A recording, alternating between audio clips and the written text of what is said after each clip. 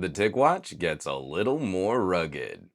This episode of Some Gadget Guy is brought to you by you, all of the incredible people sharing content on social media, and the amazing generosity of my patrons at patreon.com/SomeGadgetGuy. More info on those awesome nerds later in the video. Yeah, the folks at Mobvoi sent this my way to take on a test drive and produce a review. I loves me a good TicWatch, and this brand has been producing my favorite smartwatch hardware for years now. They were one of the companies most responsible for keeping WearOS alive during the darkest days of Google support. The Pro 5 series of watches have been a high watermark for the brand, offering great performance and excellent battery life. And now the Atlas arrives at kind of an interesting time for Google's smartwatch operating system. The Pixel Watch has moved to Qualcomm hardware, OnePlus is using a similar chip for their watches, and even Samsung's recent improvements have only brought modest battery life upgrades to the Galaxy. Right now, today, as I'm shooting this video, the folks who want the absolute best battery life, the runtime away from a charger, is not going to be a Galaxy, it's not going to be a Pixel, it's not going to be an Apple Watch. OnePlus and Mobvoi are well ahead of the rest of the competition. The TicWatch Atlas arrives as a design refresh with a couple new features, but at its core, it is very similar to the TicWatch Pro 5. The new case is a bolder and chunkier look, like the Enduro, but built to be even a little more rugged. Mobvoi says this is completely redesigned, and in a practical sense, I'm sure that's true, but it still looks like a TicWatch, just with slightly different accents. Stainless steel for the case and sapphire crystal display. I've been wearing it for a couple weeks now, and I've already unintentionally raked it a couple times on some of my local hikes and coaching my daughter's softball team, and it's taken that light abuse like a champ. I can't see any evidence of that damage. The core differentiator for a TicWatch is still one of my favorite parts. It's this dual display that helps the watch deliver information more clearly in direct sun, and it saves the watch a lot of power. This passive display is killer. I still don't always understand people who want their watch to have the exact same display technology as their phone with the same strengths and weaknesses, especially when that screen tech can eat up a lot of battery. I really miss the Pebble in the Qualcomm talk, but I digress. Now, I don't do sleep tracking. I really have a hard time sleeping with anything on my wrist, so this is a watch with my regular use. I can easily get 4 days on a single charge. I'll regularly wear any TicWatch over a weekend or a short trip without needing to pack a charge cable. The cable is still the same, magnetic 2-pin. We've been using this for several generations now, and it's nice to see that consistency, especially if you've upgraded from one TicWatch to the next. So I now have a small collection of these cables, and getting an additional charge cable is pretty cheap. You just don't have to use the charger as often as you would a Galaxy or a Pixel or an Apple Watch. I know folks in my comments liked being able to charge a watch wirelessly over the power share on the back of their phone, but that's something Samsung is even walking away from. I don't think it was ever the deal breaker feature techies made it out to be. Mobvoi touts up to 90 hours of standard operation, which totally fits with my use, tracking workouts, getting tons of notifications, and occasionally just kind of flipping through some of the little applets, using it to control media on my phone. That's over 4 days of my use, and I only have to charge this watch on day 5. The other nifty trick that Mobvoi and OnePlus are taking better advantage of are the little co-processors built into these SoCs. So just using the secondary passive display, you can shut this watch down into a super low power battery saver mode. It's just a basic timepiece, but it still tracks all of your steps and your health data. It's just not wirelessly syncing to your phone and being used as a communications device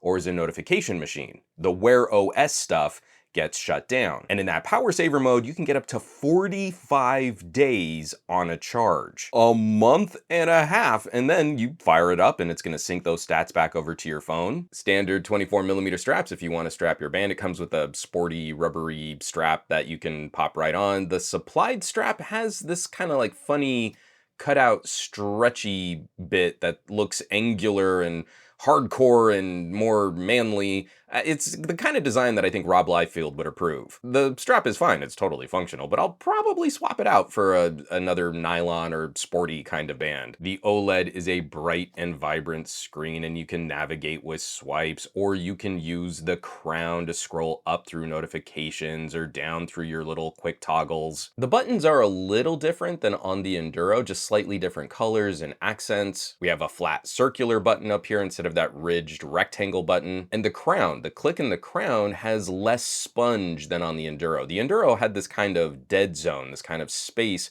where you could press in a little bit before you would actually activate the button. I'm honestly not sure which I like better. I think the Atlas is actually a little easier to click when you lift your wrist, but I will say that the Atlas is a tougher button, so it's harder to click than the original Pro 5. There have been these really nice additions for a couple generations of TicWatch now that even from the secondary display, we can still get to information on the watch just by rotating the crown. Now we have all these panels that can track your heart rate and your calories. You can fire up the compass, plus little apps built in, like I can scroll down here. Where is the Tic barometer?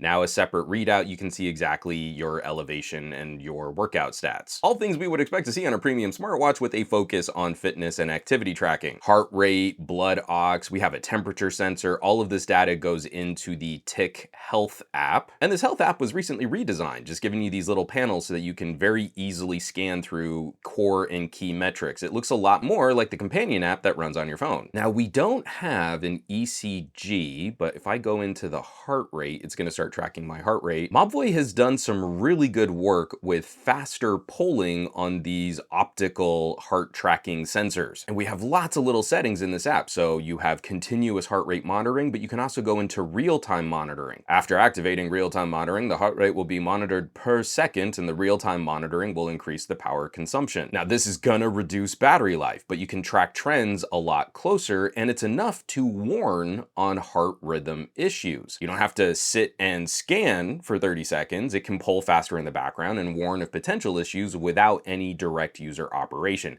Now, I still don't think this is as accurate as an ECG, but depending on your health needs, it might be a better solution for different lifestyles. Someone who isn't going to sit there and check for arrhythmia, the TicWatch will at least try to warn you on any concerning trends. Or if you do have the 30 seconds, you can do a full heart scan measuring, and the Mobvoi will try and assess your cardiovascular health. Hey, nice. Everything is normal. I'll at least survive producing this video. We have almost all the support for the WearOS stuff, like apps and speech to text, different watch faces, Google Wallet. You can use Google Wallet to pay for things. The only thing still missing is Google Assistant support, which at this point, and we're on WearOS 4, I'm not sure anymore who to blame for that omission. Google gave Samsung preferential treatment at the beginning of this new phase of WearOS. Companies like Fossil eventually just stopped making WearOS watches. But now companies like Xiaomi and OnePlus have watches with Assistant,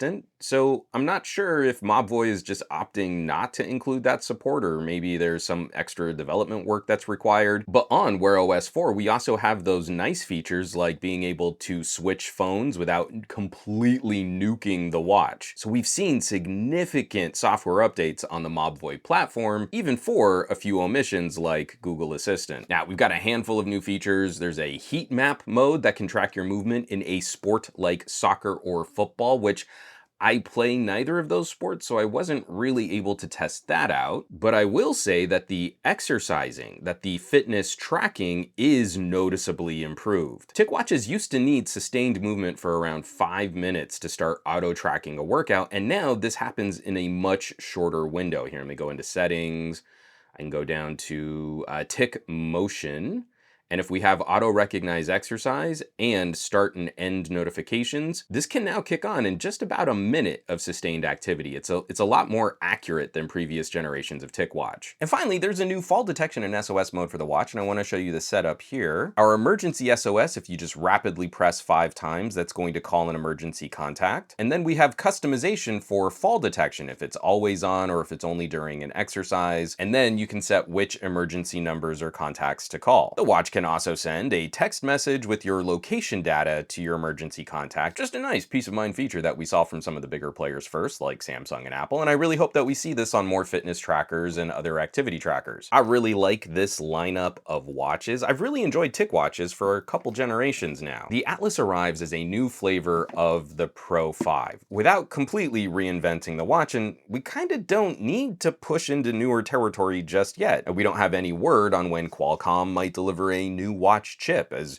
Google just started using this silicon in the Pixel Watch 2. All of the TicWatch Pro 5s here, I really like this strategy, and it is similar to what OnePlus is doing with their watches too. Instead of charging a lot more for a huge chunky watch case that only brings modest differences to battery life and features, the core experience is the same on a Mobvoi, and you just pay for some of the aesthetic differences. The tech experience between these three is very similar, but we go from aluminum and glass to stainless steel and sapphire. This is very similar to the tech experience on a OnePlus Watch 2R, which is nearly identical in technology to a more expensive OnePlus Watch 2.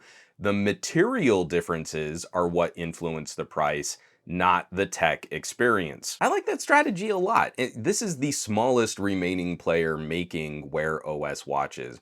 I believe TicWatches will likely always lag on just the update number. If Google's moving on to WearOS 5, well, we can count on a TicWatch just getting the update to WearOS 4. But we've seen significant improvements to that support over the last 3 years, with a continued dedication to hardware that makes a tangible, a noticeable difference to lifestyle and use. Right now, for me, it's often a coin flip whether I leave the house with a TicWatch or a OnePlus watch, just because I value that kind of hardware design, and I really appreciate battery life on watches that don't force me to babysit them and charge them every single day. The TicWatch Atlas is not a radically different watch, but it is a bolder flavor of a watch I really enjoy. So I will, of course, leave some links down below where you can find more information on Mobvoi watches, maybe shop one of these bad boys online. As always, thanks so much for watching, for sharing these videos, subscribing to the channel. All the support lately has been absolutely fantastic. From those of you who are sharing videos across social media, that really helps us out with terrible algorithms. But if you have the means, I'd hope you consider joining the list of names scrolling by on your screen right now. A huge thank you from the bottom of my heart, as these are the folks who are helping to keep the lights on here in the Gadget Lab. My amazing patrons on patreon.com/SomeGadgetGuy. Early access tiers, we get to do some fun community events. They get all my videos in 4K, even when the videos are just silly top-down shots like these. They're basically the coolest nerds on the internet, so I hope you'll check them out. Once again, patreon.com/SomeGadgetGuy. Now,